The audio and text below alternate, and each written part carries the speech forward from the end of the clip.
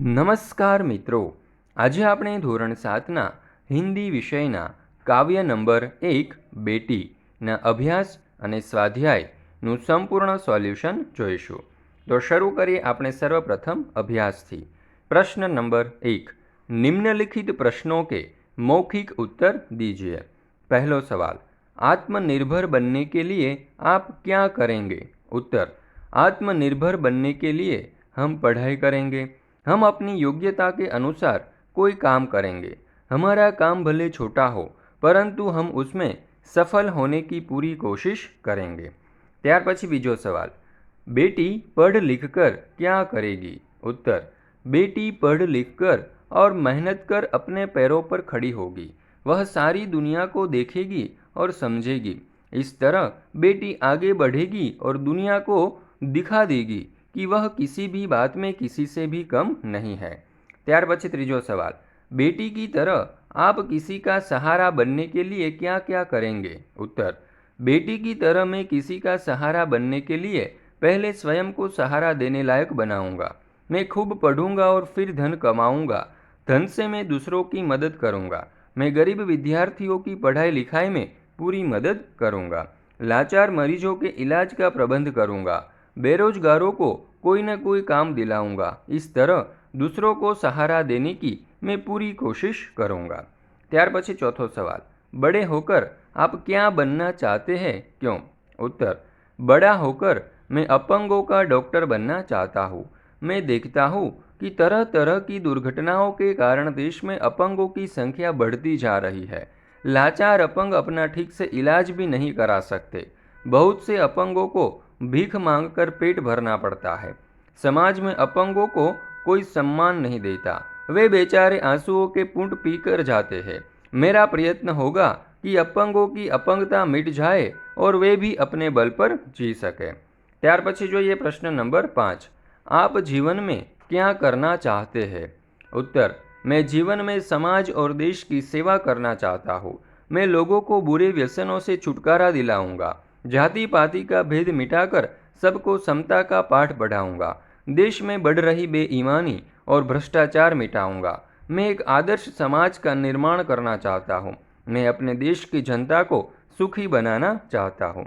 त्यार पछी जोईए प्रश्न नंबर 2, बॉक्स में दिए गए शब्दों के अर्थ शब्दकोश में से ढूंढकर उन्हें शब्दकोश के क्रम में पत्तियों में लिखिए। पहलू आपेलू है मिसाल, तो तमे અહીં ફૂલની પાંખડીમાં 3 નંબરનું પત્તું જોઈ શકો છો, ઉદાહરણ। ત્યાર પછી છે ગર્વ, તો એમાં છે પહેલું અહંકાર, પછી છે અંબર તો આકાશ, શાન તો પ્રતિષ્ઠા અને કષ્ટ તો મુસીબત। ત્યાર પછી પ્રશ્ન નંબર 4, निम्नलिखित शब्दों को उदाहरण के अनुसार उचित क्रम में रखकर अर्थपूर्ण वाक्य बनाइए। उदाहरण आपेलू है शब्द, तो चाहिए, का, प्रसार, घर घर, होना, में अने शिक्षा। जो ये वाक्य, घर घर में शिक्षा का प्रसार होना चाहिए। त्यार पछी आपने जोईए पेलू, पेड़ भारत का की है, मूलत, नीम अने धरती वगैरह जेवा शब्दों आपेला छे। तो आपणे जोईए एना उपरथी वाक्य, नीम मूलतः भारत की धरती का पेड़ है। त्यार पछी बीजा वाक्यमां एटले के बीजा शब्दों जोईए, नीम है दातुन श्रेष्ठ की होती दातों लिए के। तो वाक्य आ प्रमाणे बने, दांतों के लिए नीम की दातुन श्रेष्ठ होती है। त्यार पछी त्रीजू है, दिया जलाकर दिया रख में आंगन। तो वाक्य बनशे, दिया जलाकर आंगन में रख दिया। चौथू, अधीरता दिखानी हमें में नहीं खाने चाहिए। तो वाक्य बनशे, हमें खाने में अधीरता नहीं दिखानी चाहिए। पांचमू, विनम्रता चाहिए व्यवहार हमारे में होनी अने भी। तो जवाब बनशे, हमारे व्यवहार में विनम्रता भी होनी चाहिए। त्यार पछी आपणे जोईए स्वाध्याय। प्रश्न नंबर 1, निम्नलिखित प्रश्नों के उत्तर दीजिए। पहलो सवाल, बेटी सहारा बनने के लिए क्या क्या करेगी? उत्तर, बेटी सहारा बनने के लिए पढ़ लिख कर आगे बढ़ेगी। वह अपने पैरों पर खड़ी होगी। इस तरह सहारा बनने के पहले बेटी अपने को सहारा देने लायक बनाएगी। त्यार पछी जोईए बीजो सवाल, बेटी दुनिया को कैसे समझना चाहती है? उत्तर, बेटी मेहनत कर पढ़ाई करेगी और अपनी बुद्धि का विकास करेगी। वह लोगों के कार्य और व्यवहारों को देखेगी।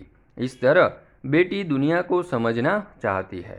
त्यार पछी त्रीजो सवाल, बेटी तितली बनकर क्या करना चाहती है?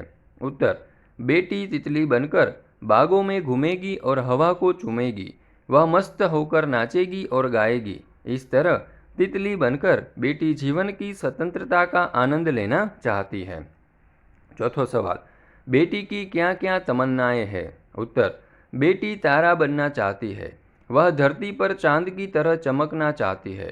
उसकी इच्छा दुनिया रूपी बाग में लिखने वाला फूल बनने की है। वह तितली बनकर हवा को चूमना चाहती है। इस तरह बेटी के दिल में कई तरह की तमन्नाएं हैं। प्रश्न नंबर 2, निम्नलिखित काव्य पंक्तिओं का भावार्थ लिखिए। तो અહીં આપણને કાવ્ય પંક્તિ આપેલી છે। गगन पे चमके चंदा में धरती पे चमकूंगी, धरती पर चमकूंगी में उजियारा करूंगी। जो જોઈએ આ કાવ્યનો એટલે કે આ પંક્તિનો ભાવાર્થ, जिस तरह आकाश में चांद चमकता है उसी तरह मैं धरती पर चमकूंगी और चारों ओर अपना प्रकाश फैलाऊंगी, चारों ओर मेरा यश फैलेगा। ત્યાર પછી આપણે જોઈએ બીજી પંક્તિ, पढ़ूंगी लिखूंगी मैं मेहनत करूंगी, अपने पाँव चलकर मैं दुनिया को देखूंगी, दुनिया को देखूंगी मैं दुनिया को समझूंगी। जो ये भावार्थ, मैं पढ़ूंगी लिखूंगी और मेहनत कर आगे बढ़ूंगी, मैं आत्मनिर्भर बनूंगी, पढ़ लिख कर मैं दुनिया के व्यवहारों को देखूंगी और समझूंगी। ત્યાર પછી પ્રશ્ન નંબર 3, ઉદાહરણ के अनुसार विलोम शब्द का प्रयोग कीजिए। तो सफलનું વિરોધાર્થી થશે असफल।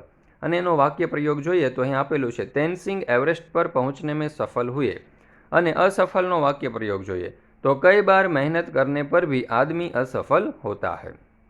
तो पहलो शब्द आपेलो छे आकाश, जेनो विरुद्धार्थी थशे धरती। वाक्य प्रयोग, देखते ही देखते विमान आकाश में पहुंच गया।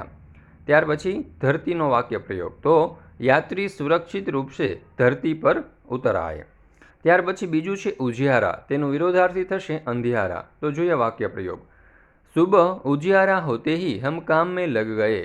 અને ત્યાર પછી અંધિયારાનો વાક્ય જોઈએ તો શામ કો અંધિયારા હોતે ही हम घर लौट आए। ત્યાર પછી ત્રીજું છે इधर, જેનું વિરોધી उधर, आप इधर बैठिए वे उधर बैठेंगे।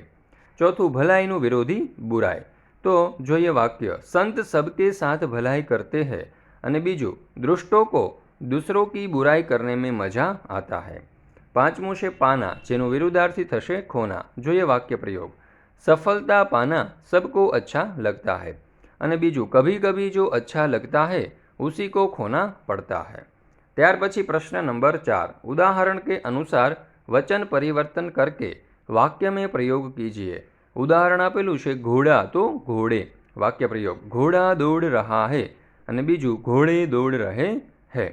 ત્યાર પછી જોઈએ કેટલાક શબ્દો, જો मैं तो मैंનું થશે हम। જોઈએ वाक्य, मैं पढ़ रहा हूँ અને हम पढ़ रहे हैं।